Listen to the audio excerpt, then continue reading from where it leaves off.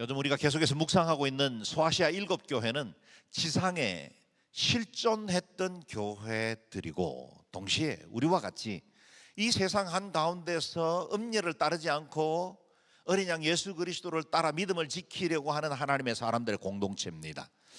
오늘 우리는 왜 2000년 전에 존재했던 교회들을 다시 묵상해야 하는가 하는 질문을 해봅니다. 그것은 교회의 머리 되신 주님이 원하시는 교회가 무엇인지에 대한 청사진이 나와 있고, 우리가 어떻게 설 때 칭찬받을 수 있고 어떻게 교회를 이룰 때 책망받는지를 알고 우리를 새롭게 하기 위함입니다. 지금까지 이 땅에는 주님께서 기뻐하시고 주님이 원하시는 완전한 교회는 한 번도 세워진 적이 없습니다. 지상에 존재하는 모든 교회는 크고 작은 문제와 아픔들을 가지고 있고, 사람들, 곧 이 세상 한가운데 살아가는 사람들이 교회라는 공동체를 함께 이루기 때문에 세상의 문화, 세상의 여러 가치관과 세상의 문제들을 고스란히 교회를 안으로 가지고 나오는 겁니다.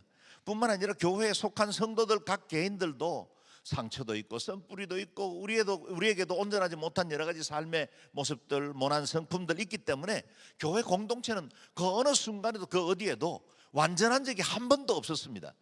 그러나 이 지상의 교회는 언제나 천상의 교회를 모델로 삼고 나아갑니다.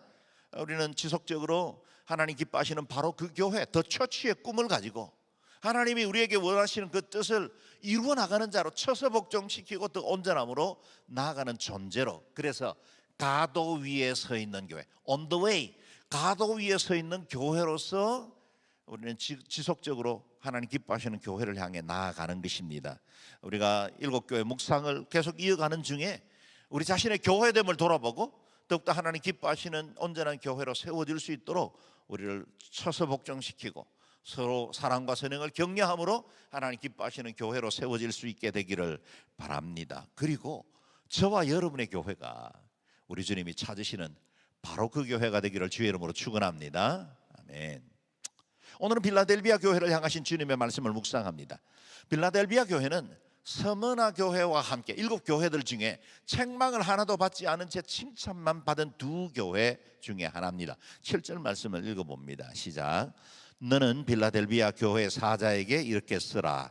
거룩하고 참되시니 다윗의 열쇠를 가지시니 곧 열면 닫을 사람이 없고 닫으면 열 사람이 없는 이가 이렇게 말씀하신다. 아멘. 우리가 늘 보던 그 지도에서 보는 바와 같이 빌라델비아 교회는 지난 주일 살펴봤던 사대에서 남쪽으로 약 45km 떨어져 있는 곳에 위치했고, 헬라 문화를 동방에 전파하기 위해서 세워진 도시였기 때문에 동방의 관문이다, 게이트 오브 이스트라고 불리기도 했습니다. 이 지역 토양에 화산재가 많았기 때문에 포도의 주산지가 되었고 당연히 포도주가 많이 생산되었습니다.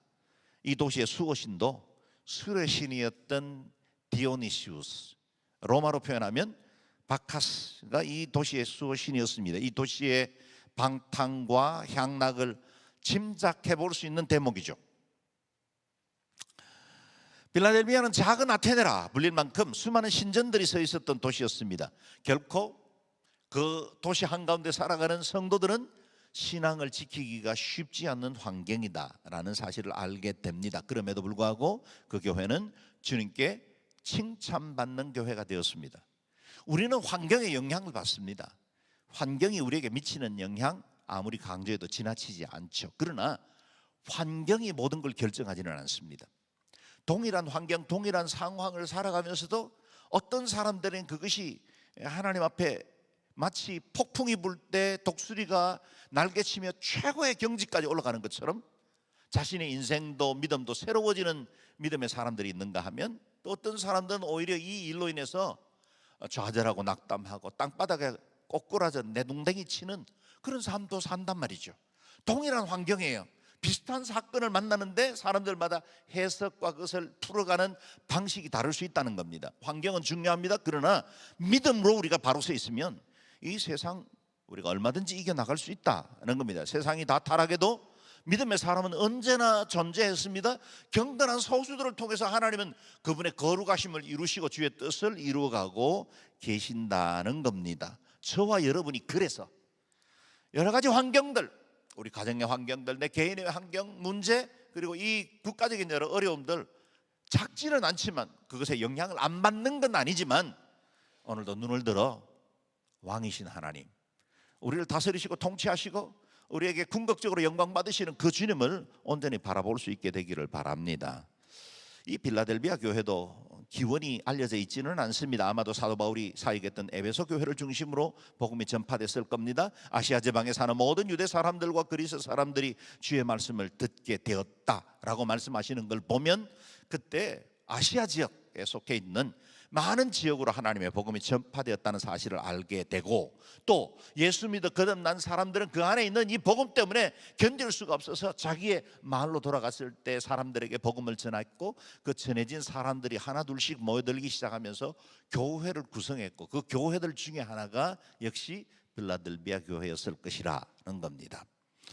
빌라델비아 교회가 칭찬을 받은 것은 사도가 세웠거나 아니면 능력 있는 어떤 사역자에 의해서 세워진 교회이기 때문이 아닙니다.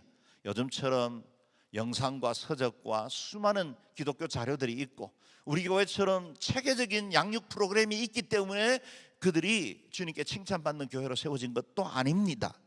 그들은 받은 말씀 그대로를 믿었고, 하나님의 말씀, 그들에게 선포된 증거된 그 복음을 있는 그대로 믿었고 받아들였고 그것을 끝까지 지켜내므로 주님께 칭찬받는 충성스러운 교회가 되었다는 겁니다.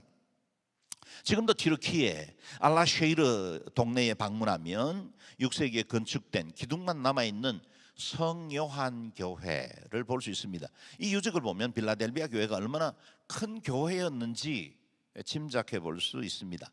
이 교회를 향하신 주님의 말씀, 자기 계시에 대해서 다시 한번 주목해 보십시오. 거룩하고 참되신 이, 다윗의 열쇠를 가지신 이, 곧 열면 닫을 사람이 없고 닫으면 열 사람이 없는 이가 이렇게 말씀하신다. 우리 예수님은 어떤 분일까요? 세 가지 모습으로 당신을 계시하셨어요. 거룩하신 분, 참되신 분, 다윗의 열쇠를 가지신 분이십니다. 거룩하고 참되신 분이라는 말은 우리 주님이 어떤 성품을 가지고 있고 어떤 신성을 가지고 있는지를 잘 드러냅니다. 또 다윗의 열쇠를 가졌다는 말은 주님의 권위와 그분의 역할을 의미합니다. 그래서 존 스토트는 이 다윗의 열쇠는 곧 그리스도의 권세를 의미한다고 설명을 했습니다. 그렇습니다. 주님의 권세는 다른 어느 누구도 대신할 수 없고 그 무엇과도 비교할 수 없는 유일무이한 권세입니다. 이 열쇠야말로 천국과 지옥을 여는 열쇠입니다. 나는 살아있는 자다. 나는 죽었으나 보라, 나는 영원토록 살아있는 자니 나는 죽음과 음부의 열쇠를 가지고 있다. 우리 주님께서 열면 닫을 리가 없습니다. 우리 주님께서 닫으면 그것을 열 수 있는 존재는 아무도 없습니다. 우리 주님 오시기 700년 전 선지자였던 이사야를 통해서 예언된 말씀이죠. 내가 또 다윗의 집의 열쇠를 그의 어깨에 두리니 그가 열면 닫을 자가 없겠고 닫으면 열 자가 없으리라. 우리 주님께서 가지신 이 비밀스러운 구원의 패스워드는 그 어떤 강력한 뛰어난 해커들도 결코 그걸 뚫어낼 수가 없습니다. 그건 오로지 주님만이 가지신 열쇠이고 주님 외에는 그 누구도 이 문을 주장할 수 있는 사람이 없습니다. 그래서 사도 베드로는 외치죠. 예수 외에 다른 어느 누구에게도 구원을 받을 수 없습니다. 하나님께서는 하늘 아래 우리가 구원받을 만한 다른 이름을 우리에게 주신 일이 없기 때문입니다. 할렐루야. 예수 그리스도 외에는 그 어느 누구에게도 구원의 길이 없습니다.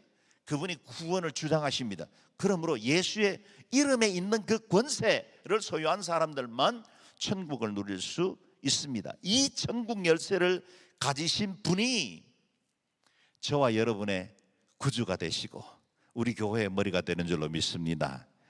여러분, 교회에 있다고 해서 다 구원받는 건 아닌 것 틀림없습니다. 그러나 분명 교회는 천국의 모형이 되고 또 교회를 통해서 우리가 복음을 듣고 교회를 통해서 주님께로 나아갈 수 있는 은혜의 대로가 열린 건 분명합니다. 교회가 구원이란 뜻이 아니에요. 교회에 등록되어 있는 성도들은 다 천국 갈 수 있다, 그런 말도 아닙니다. 그러나 분명한 건 교회를 통해서 우리가 하나님을 바로 알고 또 교회를 통해서 우리가 천성으로 나아가는 은혜의 대로를 발견할 수 있다는 겁니다. 그러므로 바른 복음, 균형 잡힌 신앙생활로 안내하는 건강한 교회에 속해 있는 것이 얼마나 큰 복입니까? 저와 여러분은 복받은 사람들임에 틀림이 없습니다. 할렐루야, 아멘. 그 열쇠를 가지신 분이 빌라델비아 교회를 이렇게 칭찬하십니다. 8절, 열쇠를 염두에 두고 같이 읽어봅니다. 시작. 내가 내 행위들을 안다. 보라, 내가 내 앞에 열린 문을 두었으니 아무도 그 문을 닫을 수가 없다. 이는 내가 힘이 약한 가운데서도 내 말을 지키고 내 이름을 부인하지 않았기 때문이다. 아멘. 내가 너희 앞에 열린 문을 두겠다 하셨습니다. 제가 LA에서 목회할 때 그 인근 교회에 교회 이름이 열린문 교회였어요. 정말 교회 이름 참 잘 지었다, 그런 생각을 해본 적이 있습니다. 누가 열어놓으셨습니까? 우리 주님이십니다. 아무도 닫을 수 없는 열린 문을 빌라델비아 교회 앞에 열어두겠다 하십니다. 그 열쇠를 가지신 그분이, 유일한 권위를 가지신 그분이 열쇠의 문을 열어두고 활짝 열어두셨는데 그것을 빌라델비아 교회 앞에 열어두었다. 얼마나 큰 칭찬입니까? 얼마나 큰 특권입니까? 그 열린 문이야말로 천국 문이죠. 장차 이루어질 새 하늘과 새 땅에 들어갈 수 있는 그 문이 활짝 열려 있는 겁니다. 뿐만 아니라 이 열린 문은 큰 권세를 의미하기도 합니다. 만약 왕에게 내가 언제든지 나아가서 상소하고 왕을 대면하여 이야기할 수 있다면 그것보다 더 큰 특권이 어디 있겠습니까? 만약에 내게 어떤 문제들이 있고 내가 어려움을 겪는데 그것이 닫힌 문이어서 그 문 앞에서 외롭게 문을 두드리고 있다면 그 얼마나 초라한 인생입니까? 그런데 우리 주님께서 빌라델비아 교회 앞에 그야말로 천국 보좌로 향하는 문을 활짝 열어두셨다는 겁니다. 그리고 이 복음의 이 문이야말로 복음의 문입니다. 빌라델비아는 헬라 문명을 전파하기 위해서 세워진 도시라 그랬죠. 동방의 관문, 게이트웨이 오브 이스트입니다. 그러나 이제는 동방으로 향하는 그 문이 헬라 문명이 아니라 복음을 전파하는 문으로 쓰시겠다, 그런 뜻입니다. 빌라델비아 교회의 문을 열어두시고 그 교회의 복이 되게 하셨지만 동시에 동방을 향해 복음을 전할 수 있는 문으로 빌라델비아 교회를 사용하시겠다는 뜻이기도 한 겁니다. 아마도 이 빌라델비아 교회는 그리 큰 교회는 아니었을 겁니다. 여기 오늘 본문에 내가 힘이 약한 가운데서도 내 말을 지키고 내 이름을 부인하지 않았다라고 말씀하시는 걸 보면 내가 힘이 약한 가운데서도 결코 교회 규모 그리 크지 않았을 겁니다. 재정 넉넉하지 않았을 겁니다. 세상이 가진 것에 비교하면 빌라델비아 교회의 존재감 자체가 미미했을 겁니다. 로마 제국의 정치 권력이나 재력이나 군사력에 어찌 교회가 비교할 바가 되겠습니까?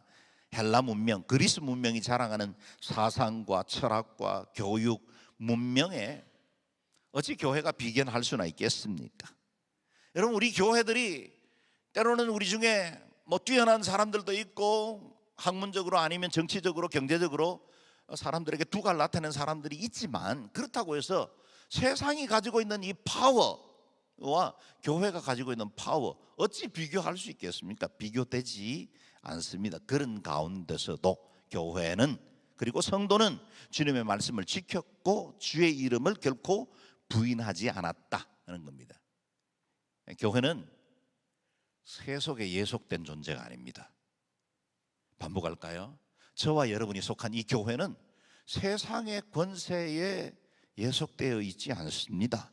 교회가 가진 능력의 원천은 땅이 아니라 하늘에서 옵니다. 우리의 권세는 만군의 여호와 창조주 하나님을 믿는 그 믿음으로부터 오는 권세입니다. 하늘과 땅의 모든 권세를 가지신 주님께서 우리의 유일한 기업이요, 그분이 영원한 분깃이 되는 줄로 믿습니다. 그러므로 때로 약하고 부족하더라도 내 개인의 가정과 삶에서 내 인생에 대해서도 내 건강에 대해서도 때로 부족하고 연약하더라도 여러분 두려워하지 마십시오. 전능하신 주님이 그 능력의 팔로 여러분을 붙들고 계시는 줄로 믿습니다. 그 주님 의지하고 살면 승리할 수 있습니다. 우리 앞에는 열린 문이 펼쳐져 있습니다. 주님께서 빌라델비아 교회에 주신 약속을 보십시오. 9절 말씀을 읽겠습니다. 시작. 보라, 내가 사탄의 집단에 속한 어떤 사람들을 내게 줄 것인데 그들은 자칭 유대 사람들이라고 하나 실은 그렇지 않고 거짓말쟁이들이다. 보라, 내가 그들은 자칭 유대 사람이라고 내가 그들을 내 발 앞에 꿇어 엎드리게 하고 내가 너를 사랑하는 줄을 알게 할 것이다. 아멘. 이전에 서머나 교회에서도 자칭 유대인이라고 부르는데 하나님의 나라를 거역하는 사람들, 악행이 있었죠. AD 66년과 70년 어간에 예루살렘이 멸망하고 그리고 난 이후부터 그리스도인들은 유대인들의 회당으로부터 축출되는 일들이 일어납니다. 사실 그 전까지는 그리스도인들도 유대 회당 활동에 함께 참여하고 있었고 안식일에도 함께 모였었고 안식일 후에 부활하신 그 주님을 기념하기 위해서 주일날에도 그들은 따로 모여서 떡을 떼며 하나님의 말씀을 들었습니다. 두 차례 모였죠. 그러나 예루살렘 성전이 파괴된 이후부터 유대교는 교회를 이단으로 여겨서 복음을 방해하기 시작합니다. 그래서 AD 85년경에 쓰여진 유대교 회당의 공공기도문에 쉐몬의 에스레라는 이 기도문 12번째 기도문에 이렇게 기록되어 있다 합니다. 나사렛과 이단을 위한 저주를 주소서. 기독교 공동체를 향한 저주를 매번 모일 때마다 고백할 만큼 기독교와 유대교는 그때 아주 완전히 갈라서게 됩니다. 다른 소아시아 지방에서 그랬듯이 빌라델비아에도 유대인들의 회당이 있었고 자칭 그들은 여호와의 총회라, 우리가 바로 총회다라고 내세우며 기독교를 대적하고 핍박하는 일에 앞장섰습니다. 하나님께서 이스라엘을 선택하시고 제사장 나라 세워주신 것은 그것은 이스라엘이 특권의식 가운데 자기들만 복받고 살라고 만든 것이 아니라 그들을 통해서 온 열국을 복되게 하기 위한 축복의 나라로 삼아주셨는데 그들은 자신들의 선민의식에 사로잡힌 이기적인 개토를 형성하고 배타적인 집단으로 전락하고 말았다는 겁니다. 그래서 아브라함을 부르실 때 주님은 땅의 모든 족속이 너로 인해 복을 받을 것이다 라고 하십니다. 땅의 모든 족속이 너를 인해서 복을 받을 것이다. 그게 아브라함과 그 후손 이스라엘을 부르신 하나님의 계획인데 이스라엘은 스스로 자기들의 그 특권의식에 사로잡혀서 세상에 대한 관심을 끊어버린 것입니다. 하나님께서 때가 차서 이스라엘을 통해 예수 그리스도를 보내시고 온 인류를 향하신 구원의 문을 활짝 열어주셨음에도 불구하고 그들은 열린 문이 아니라 스스로 자신들의 성의 문을 걸어 잠그고 유대 이 선민의식에 사로잡혀 있었다는 겁니다. 주님은 그들이 자칭 유대인이라고 하지만 사실은 사탄의 집단, 사탄의 회당, 세이튼스 시나고그라고 부르셨습니다. 율법에 갇혀 언약을 거절한 그들은 하나님의 나라를 회방하는 사탄의 도구가 되어버리고 말았다는 겁니다. 만약 저와 여러분이 이루고 있는 이 교회도 우리가 구원받았고 우리가 천국 백성이 되었다는 것에 특권의식을 가진 나머지, 그건 중요하지만 그러나 그것이 마치 우리의 이기적인 개토가 되고 우리만의 공동체가 된다면, 세상에 대한 관심을 끊고 우리 교회의 필요들에만 집중하고 있다면 그건 마치 주님께서 유대 공동체에 대해서 책망하신 것처럼 우리도 그 책망을 받을 수밖에 없을 것입니다. 주님께서 이 땅에 교회를 세우시고 그리스도인들을 불러 그 어두운 곳에서 그리스도 예수의 의의 빛으로 나오게 하신 것은 끄집어내다, 레시아, 주님께서 끄집어내서 모임을 만든 그 에클레시아 교회가 만약 자기들만을 위해서 산다면, 그래서 세상으로 파송하시고 보내시는 그 주님의 뜻을 외면해 버린다면 교회는 주님께 책망받을 수밖에 없을 것입니다. 그러므로 우리가 날마다 깨어서 세상의 환경을 보고 눈을 떠야 하고, 그리고 이 땅에 복을 나누고 하나님의 사랑을 증가하고 우리가 먼저 무릎 꿇어 이 시대와 이 나라의 민족을 위해서 기도하는 일을 멈추지 않아야 합니다. 이와 같이 유대인들이 복음을 대적했지만 모든 사람들이 다 대적한 건 아니었습니다. 장차 유대인들이 돌아올 새로운 증거를 보여주셨는데요. 같이 읽어봅니다. 시작. 보라, 내가 사탄의 집단에 속한 어떤 사람들을 내게 줄 것인데, 보라, 내가 그들로 내 발 앞에 무릎을 꿇어 엎드리게 하고 내가 너를 사랑하는 줄을 알게 할 것이다. 아멘. 일부 유대인들이 이와 같은 사탄의 회당에 속해 있는 것처럼 보였지만 그들이 먼저 회개하고 돌아와서 빌라델비아가 가지고 있는 복음이 진짜라는 사실을 증가하는 표적이 될 것이다 하는 것을 보여준다는 겁니다. 그들도 그릇된 선민의식에서 벗어나면 복음을 깨닫게 됩니다. 아직 지금도 현대 이스라엘 가운데 소수의 사람들만 예수와를 메시아로 믿고 있지만, 이제 곳곳에 주님께로 돌아오는 많은 유대인들 공동체들도 일어나고 있습니다. 마지막 세대에 유대인들의 대부흥이 일어날 것이다 하는 겁니다. 그들은 메시아닉 주라고 부르는 예수 그리스도를 메시아로 믿는 유대인들을 의미합니다. 그들의 회심은 종말이 다가온다는 것에 대한 증거, 작은 사인이 될 것이다 하는 겁니다. 그래서 사도 바울은 이방인의 충만한 수가 차면 이스라엘의 구원도 이루어질 것을 이렇게 말씀하시죠. 같이 읽어봅니다. 시작. 형제들이여, 나는 여러분이 이 비밀에 대해 알기를 바랍니다. 이 비밀은 이방 사람의 충만한 수가 들어오기까지 이스라엘 가운데 일부가 완악하게 됐다는 것입니다. 그리하여 온 이스라엘이 구원을 받게 될 것입니다. 아멘. 이방인의 충만한 수가 채워지면 이스라엘을 향한 추수의 때도 온다 하는 겁니다. 그렇다면 이방인의 충만한 수는 도대체 이방인들 가운데 몇 퍼센트나 믿어야 충만한 수라고 말할 수 있을까요? 그건 우리는 모릅니다. 그러나 마태복음 24장 14절에 예수님께서 하신 말씀은 중요한 근거가 되죠. 이 하늘나라의 복음이 온 세상에 전파돼 모든 민족들에게 증언될 것이다. 그제서야 끝이 올 것이다. 모든 민족, 모든 미전도 종족들에게 하나님의 복음이 전파되어지고 그들이 분명 복음을 들을 수 있는 기회도 있고 교회에 다닐 수 있는 선택의 권한도 있었는데도 그들이 주님을 거역하고 복음을 믿지 않는 그날이 오면, 그래서 교회는 미전도 종족을 향한 선교를 계속 이어가야 하고 아직도 미복음화된 종족을 향해서 계속해서 선교를 이어가야 하는 것입니다. 모든 민족에게 복음을 지는 그때 이스라엘의 추수 때도 올 것이라고 하십니다. 빌라델비아에 있던 유대인들의 회심은 장차 임할 추수 때를 상징하는 사건이 되었습니다. 이스라엘이 아무리 완강하게 복음을 거절해도 우리가 이스라엘을 포기하지 않아야 하는 것은 마지막 주님 다시 오시는 마지막 문고리에 해당되기 때문입니다.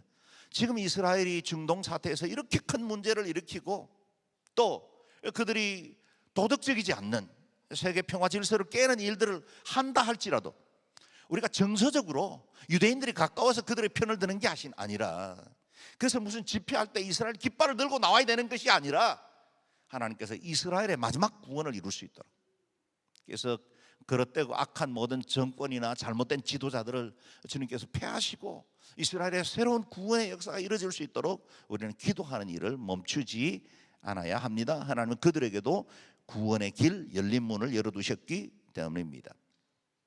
오늘 말씀에도 종말에 관한 말씀을 주셨죠. 10절 11절 말씀을 같이 읽어봅니다. 시작.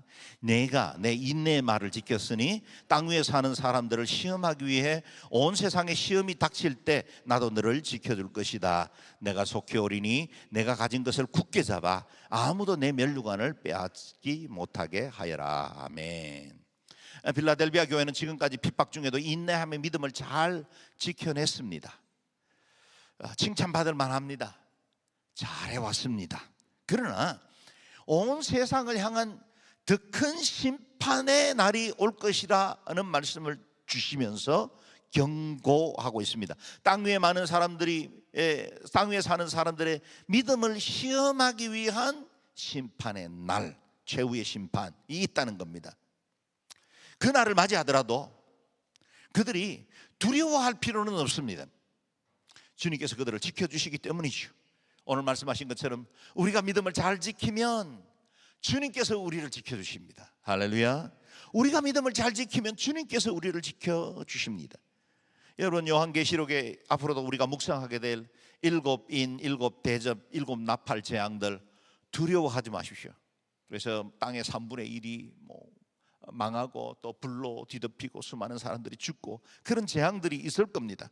분명 두렵고 고통스러운 환난의 날이 될 겁니다. 그러나 우리는 두려워할 필요가 없습니다. 왜냐하면 우리 안에 계신 예수 그리스도께서 그날에 빌라델비아 교회뿐만 아니라 우리에게도 네가 믿음을 지키면 내가 너를 지켜줄게 라고 약속해 주신 것입니다. 예수님은 마태복음 24장에서 심판의 날에 대한 예고를 하시면서 이런 단서 하나를 덧붙이셨어요. 같이 읽어봅니다. 시작. 이는 그때에 큰 환난이 있겠음이라 창세로부터 지금까지 이런 환난이 없었고 후에도 없으리라.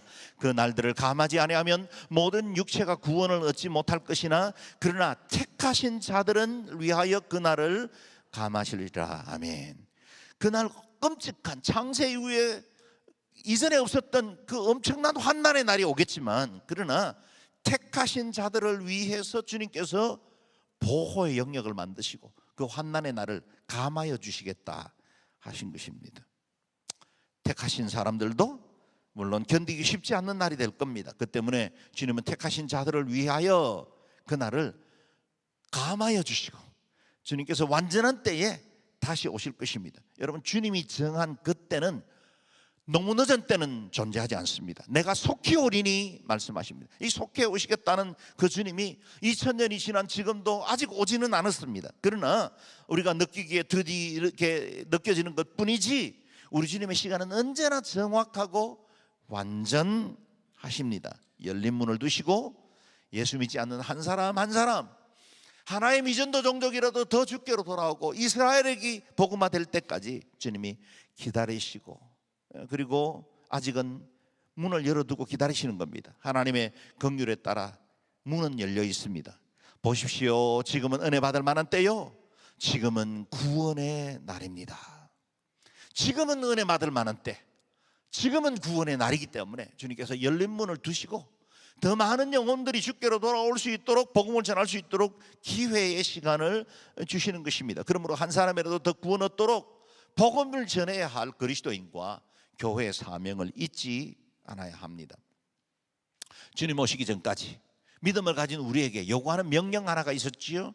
내가 가진 것을 굳게 잡아 아무도 내 면류관을 빼앗지 못하게 하여라. 아멘. 빌라델비아가 가진 것은 이 세상의 어떤 힘이 아니었습니다. 그들은 약했어요. 세상의 권위에 비해서는 부족했습니다. 그럼에도 불구하고 그들은 하나님의 말씀을 붙들었고 약속, 언약을 가지고 있었습니다. 그들이 이 땅에서 행복을 보증해 줄 것 같은 유혹들도 많았고 박해자들의 시험으로 인해서 고난도 받았지만 그들은 그것에 흔들리지 않기로 결정한 겁니다. 뜻을 정한 겁니다. 내 마음이 확정되고 확정되었다고 그들은 선언한 것입니다. 영원한 상급 대신 주님을 붙들고 있었습니다. 주님은 빌라델비아 교회가 가지고 있던 그 복음의 진리를 굳게 붙잡으라 하십니다. 그들이 가진 이 믿음이 장차 그들의 면류관이 될 것이기 때문이었습니다. 저와 여러분에게도 면류관이 보장되어 있다는 사실을 아십니까? 우리에게는 의의 면류관이 예비되어 있고 시들지 않는 영광의 면류관이 기다리고 있으며 전국에 생명의 면류관이 주어지게 될 겁니다. 이 면류관은 우리가 장차 받게 될 영광을 의미하기도 하고 동시에 우리의 모든 이 땅에서의 수고에 대한 주님의 상급을 의미하기도 합니다. 저와 여러분을 위해서 예비된 면류관입니다. 이 면류관 아무도 빼앗지 못하게 해야 합니다. 그리고 이 면류관을 노리는 자가 있다는 사실을 분명히 기억하십시오. 정신을 차리고 깨어 있으십시오. 여러분의 원수 마귀는 우는 사자처럼 두루 다니며 삼킬 사람을 찾습니다. 정신을 차리고 깨어 있으십시오. 여러분의 원수 마귀는 우는 사자처럼 두루 다니며 면류관을 빼앗으려고 다닐 것입니다. 그런 말씀입니다. 땅의 유혹과 시험이 면류관을 빼앗지 못하도록 해야 합니다. 이 땅의 즐거움이 잠시의 쾌락과 눈앞에 보이는 어떤 성공과 우리의 업적들이 결코 우리의 면류관을 빼앗지 못하게 해야 합니다. 깨어 있어야 합니다. 주의 면류관 굳게 지켜야 합니다. 이렇게 이기는 자에게 주시는 예비된 상급을 보십시오. 12절 13절 읽겠습니다. 시작. 이기는 사람을 내가 내 아버지의 하나님의 성전에서 기둥으로 삼을 것이니 그가 결코 다시는 성전을 떠나지 않을 것이며 내가 내 하나님의 이름과 내 하나님의 도성 곧 하늘에서 내 하나님께로부터 내려오는 새 예루살렘의 이름과 내 새 이름을 그 사람 위에 기록할 것이다. 귀 있는 사람은 성령이 교회들에게 하시는 말씀을 들으라. 아멘. 아멘. 이기는 사람은 솔로몬 성전에 있는 두 개의 기둥 곧 야긴과 보아스처럼 주의 전에 세워주겠다. 천국에서 결코 흔들리지 않는 존재로 삼으시겠다는 겁니다. 빌라델비아 성도들뿐만 아니라 믿음을 지키는 모든 사람들은 하나님의 성전 곧 새 예루살렘, 우리가 맞이하게 될 그 새 예루살렘의 기둥처럼, 성전으로 기둥처럼 삼겠다 하십니다. 우리가 조금 전에 살펴보았던 그 6세기 비잔틴 시대 때 건축되었던 빌라델비아 교회는 아직도 15m, 높이 15m나 되는 엄청난 교회의 기둥이 남아 있습니다. 육중해 보입니다. 지진이 잦았던 지리적 특성 때문에 기둥이 크고 견고해야만 했을 겁니다. 그들은 지진이 일어날 때마다 불안과 두려움으로 건물 밖으로 뛰쳐나가야만 했습니다. 그런데 주님이 말씀하시기를 너희가 성전의 기둥이 될 것이고 그 기둥은 너무나 견고하기 때문에 그 어떤 일에도 불안과 두려움으로 도망갈 필요가 없다라고 하시는 것입니다. 성도들이 새 예루살렘의 영원한 기둥이 되면 그 어떤 것도, 그 어떤 악한 자도 결코 해할 수 없다는 것입니다. 기둥 위에 두 가지를 기록한다 하셨죠. 새 예루살렘 그리고 나의 새 이름. 다시 말하면 주님이 인쳐 주신다. 이제 계시록에 앞으로 묵상하게 될 텐데 이마에 인을 치는 작업. 그래서 너는 내 것이다. 너는 내 백성이야. 땅에 살지만 너는 천국에 속했어. 지금 너는 세상의 여러 일들로 스트러글하고 살지만 그러나 너는 이미 하나님의 사람이야. 고귀하고 존귀한 사람이야. 주님이 인을 치신 거예요. 할렐루야. 어린 양의 보혈이 여러분의 이마에 인쳐 있는 줄로 믿으시기를 바랍니다. 그 믿음의 인을 치신 그분이 우리에게 부르시기를 너는 나의 새 예루살렘이다. 너는 나의 새 이름이다. 그렇게 불러주시는 것입니다. 얼마나 영광스러운 이름입니까? 그 영광스러운 이름 중에 하나가 우리에게 주어진 것이 그리스도인, 그리스도 예수의 사람이라는 겁니다. 할렐루야. 저와 여러분을 성도라고 불렀어요. 성도, 세인트예요. 세인트. 저기 어거스틴만 세인트가 아니라 믿음 안에 서 있는 모든 사람들이 거룩한 성도로 세인트가 된 것입니다. 우리에게 새 이름이 주어졌습니다. 우리는 영원히 그리스도의 소유가 되었습니다. 필라델비아 교회는 적은 능력을 가지고도 하나님의 말씀을 지키고 배반하지 않은 교회였습니다. 적은 능력을 가졌으나 큰 믿음을 소유한 교회. 저는 저와 여러분이 속해 있는 이 영종 온누리교회가 적은 능력을 가졌으나 큰 믿음을 소유한 교회가 되기를 주의 이름으로 축원합니다. 그래서 마지막 날에 우리가 주님 앞에 칭찬받는 하나님의 사람들이 되고 면류관을 굳게 붙들어서 주님의 성전에 세워진 기둥들로 하나님 앞에 인정받기를 주의 이름으로 축원합니다. 아멘. 기도하겠습니다.